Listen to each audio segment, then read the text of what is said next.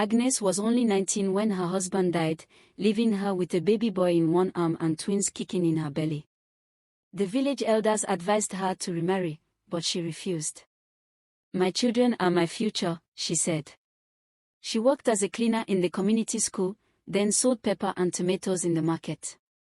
Her hands always smelled of charcoal and kerosene.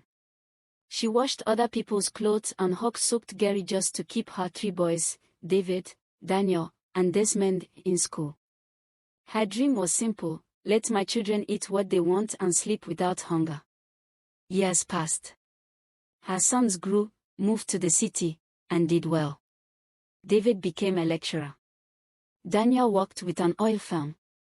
Desmond joined politics. They rarely came home, but Agnes didn't complain. She'd sit outside her mud house with her wrapper tied high, staring at the dusty road, waiting. During Christmas, she'd kill her only hen, hoping they'd surprise her. They never came. She called sometimes. "Mama, I'm in a meeting." "Mama, we'll send money." "Mama, we are busy." But it wasn't money she wanted. It was presence. It was love. One day, Agnes fell seriously ill. The neighbor's daughter, Chioma, took her to the clinic. She called the sons. None picked. 2 weeks later, Agnes returned home, weak and slow. She sat again outside, this time not waiting, but just to breathe what was left of life. Then the letter came. It wasn't from her sons.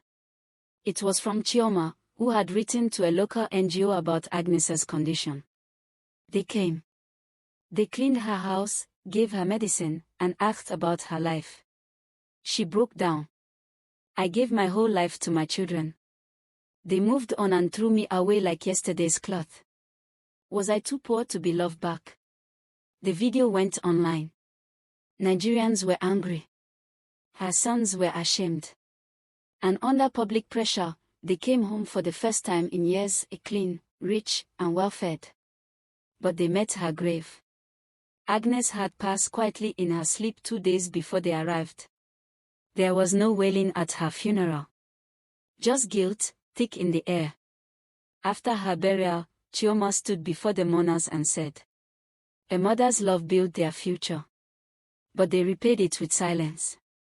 If you still have a mother, don't wait for death before you remember her." That night, the villagers renamed the street in front of Agnes's house. Agnes Way, the path of a Follow, like, forgotten and mother. share for more stories.